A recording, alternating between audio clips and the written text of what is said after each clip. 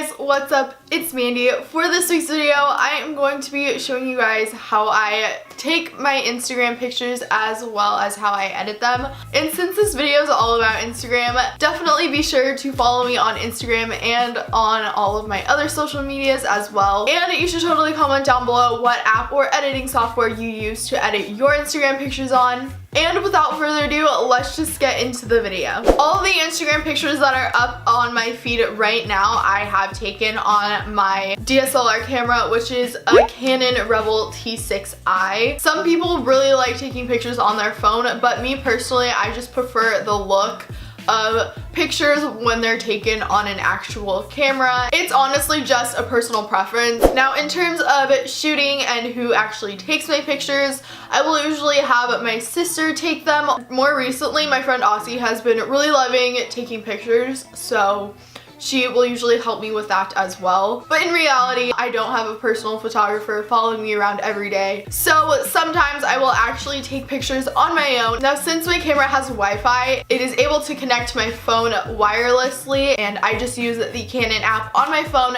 to take pictures in live shooting mode. This process does take a lot longer than it would if somebody was just taking the pictures for me, but it gets the job done when I don't have anybody around to take the picture for me, and it works out really well. So in terms of finding locations to take pictures in, I have found that the best pictures I have taken are actually when I didn't even plan on taking Instagram pictures that day. Anytime I go anywhere with my friends or family, I always bring my camera. That way, if we stumble upon a cute spot to take an Instagram picture, I can, and I have my good camera with me to do it. It honestly doesn't hurt to bring my camera. I literally just pack it up in my backpack. Some of the best places I decided to take pictures were in spots that I didn't even know existed, or I wasn't even going to take Instagram pictures in the first place. Like, I was just hanging out with my friends and brought my camera just in case. So in order for me to keep up my feed and have every picture looking the same,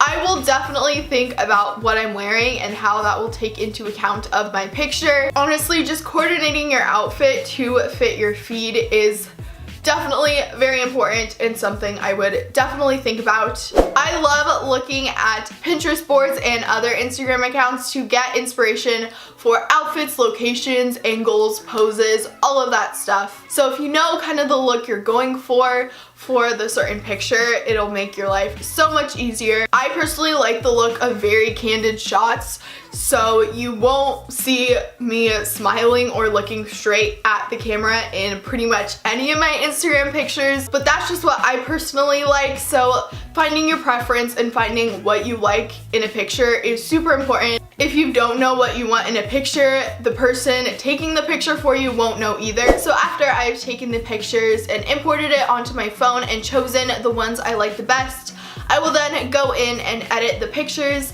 I personally use Visco Cam and Airbrush to edit all of my pictures. My feed is very bright and colorful, so I personally like to use the filter C1 for pretty much all of my photos, and I will just kind of change the intensity of the filter. The range I like to use for the filter is like between a 5 and a 7. For this picture, the filter looks good at like a 6, so I'm going to save that. And then I will go into the other effects. Depending on the picture, I will either up or lessen the exposure. I always up the saturation the tiniest bit, like a 0.6 or something. And then I also like to go into temperature and make the picture a little bit cooler. And then I will save that and save that to my phone. And then I will go into the app called Feed Planner, and it literally does exactly that. It just plans out my feed. So now, as you can see, it has all the pictures that are currently on my feed, and then I can add in the next picture I want. And then so that way I can see how the picture will look on my feed once it's uploaded to Instagram, and that way I know if the picture looks good, if I need to change anything with the editing, or maybe pick a whole different picture altogether. This is definitely a step that I would totally recommend if you're trying with your feed. So after I have picked the picture I want to post, I will then go in to Instagram, and then I will then go to Insights in the top corner. and then see basically what are the best times to post the picture. If you have your Instagram set up as a business account, you are able to see the insights and all the stats and data for your account.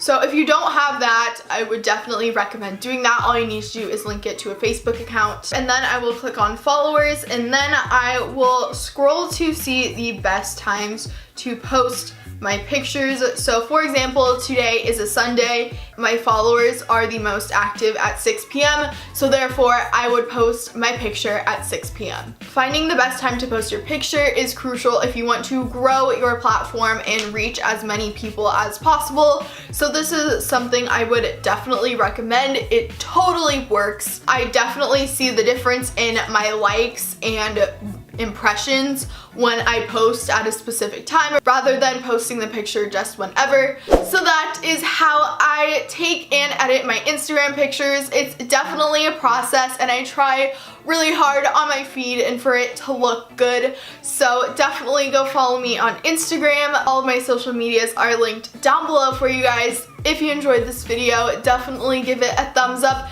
and subscribe if you're new. I post new videos every Saturday, and I will see you guys next week with another video. Bye guys! Never gonna give you